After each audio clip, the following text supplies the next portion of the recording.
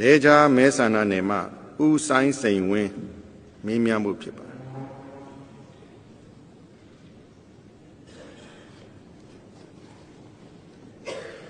ဒေသဘတော်ပြည်သူ့တော်ဒုတိယဥက္ကဋ္ဌကြီးနဲ့တကွပြည်သူ့တော်ကိုယ်စားလှယ်များပြည်ထောင်စုဝန်ကြီးများနဲ့ဧည့်သည်တော်များအားလုံးမင်္ဂလာပေါင်းနဲ့ပြည့်စုံပါစေကြောင်းပဏမနှုတ်ခွန်းဆက်တတ်အပ်ပါတယ်ခင်ဗျာကျွန်တော်ကတော့ရှမ်းပြည်နယ်လဲချားမြို့နယ်မှာပြည်သူ့တော်ကိုယ်စားလှယ်စိုင်းစိန်ဝင်းဖြစ်ပါတယ်ခင်ဗျာဒေသအပ်ပါတော့ပြည်သူ့တော်ဒုတိယဥက္ကဋ္ဌကြီးခင်ဗျာဒေသဆရာဝန်များပေါ်ထွန်းရန်ခွဲတမ်းဖြင့်စီစဉ်ဆောင်ရွက်ပေးမဲ့အစီအစဉ်ရှိမရှိ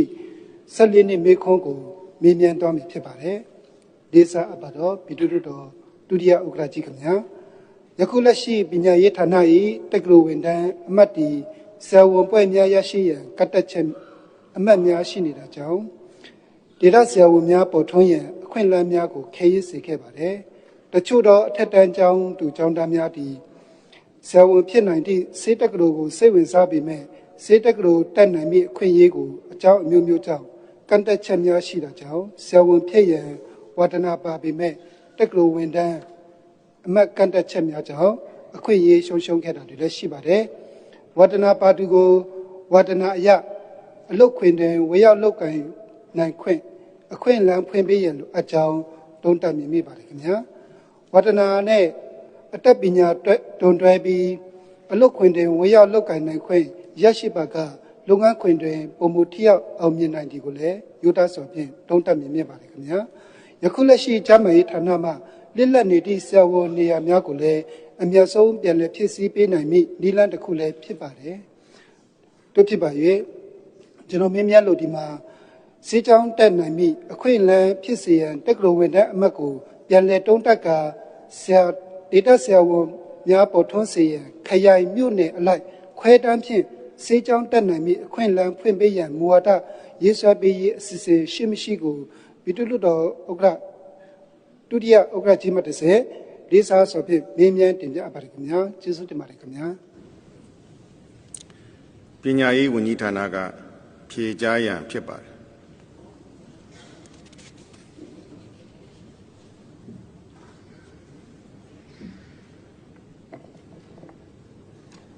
လေးစားပါတော့ပြည်သူ့လွှတ်တော်ဒုတိယဥက္ကဋ္ဌကြီးနဲ့တကွာလွှတ်တော်ကိုယ်စားလှယ်တော်ကြီးများအားလုံး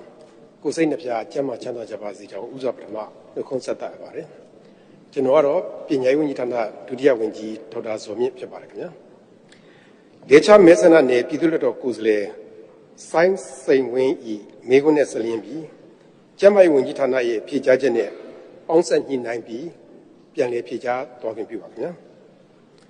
ကျန်းမာရေးဝန်ကြီးဌာနကျန်းမာရေးလူစွမ်းအရင်းမြစ်ဦးစီးဌာနအနေနဲ့နိုင်ငံတော်အကြီးအကဲများရဲ့လမ်းညွှန်ချက်နဲ့အညီနိုင်ငံတော်မှထုတ်ပြန်ထားတဲ့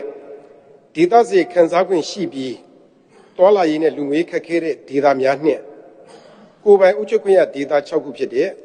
နာဂဒနုပအိုပလောင်ကိုကန့်ဝဒေသတို့မှာရှိတဲ့စာစစ်ဌာနများမှတက္ကသိုလ်ဝင်စာမေးပွဲအောင်မြင်သူများကိုအထူးကိစ္စရဲ့အနေဖြင့်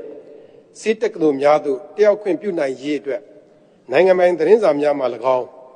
ကျန်းမာရေးဝန်ကြီးဌာနနဲ့ကျန်းမာရေးလူစွမ်းအရင်းမြစ်ဦးစီးဌာနတို့ရဲ့ website တို့မှာ၎င်းနှစ်စဉ်ကြော်ညာထည့်သွင်းပြီးတော့ရှောက်လွှာခေါ်ယူလျက်ရှိပါတယ်ဒေသလိုက်စေတက္ကသိုလ်ဝင်ခွင့်လျှောက်ထားသူများအနက်မှာတတ်မှတ်အရေးချင်းနဲ့ကိုင်းညီသူများကိုနှစ်စဉ်စေတက္ကသိုလ်များ၏မူလပုံမှန်ဝင်ခွင့်ပြုအနိုင်ဆုံးရမှတ်အောက်ကိုလျှော့ပေါ့ပြီး2012ခုနှစ်မှ2025ခုနှစ်အထိကျောင်းသားကျောင်းသူစုစုပေါင်း968ဦးကိုစစ်စစ်ရွေးချယ်ပြီးစေတက္ကသိုလ်မကွေးနဲ့စေတက္ကသိုလ်တောင်ကြီးတို့သို့တက်ရောက်ခွင့်ပြုခဲ့တဲ့အနက်122ဦးမှာစေပညာဘွဲ့ရရှိခဲ့ပြီးဖြစ်ပါတယ်ခင်ဗျာဘွဲ့ရရှိပြီးသူများအနက်ရှမ်းပြည်နယ်မှ9ဦးနဲ့ဒနုပအိုပလောင်ဝကိုယ်ပိုင်အုပ်ချုပ်ခွင့်ရဒေသတို့မှ30ဦးပါရှိပြီးဘွဲ့ရရှိသည်နှင့်တပြိုင်နက်ကုသရေးဦးစီးဌာနကတက်ရောက်ခွင့်ရခဲ့တဲ့ဒေသများမှာနိုင်ငံဝန်ထမ်းအဖြစ်တာဝန်ချထားနိုင်ရေးဆောင်ရွက်ပေးခဲ့ပါတယ်တို့ဖြစ်ပါ၍ကျန်းမာရေးဝန်ကြီးဌာနကဒေသဆရာဝန်များပေါ်ထွန်းရန်အတွက်ခရိုင်မြို့နယ်အလိုက်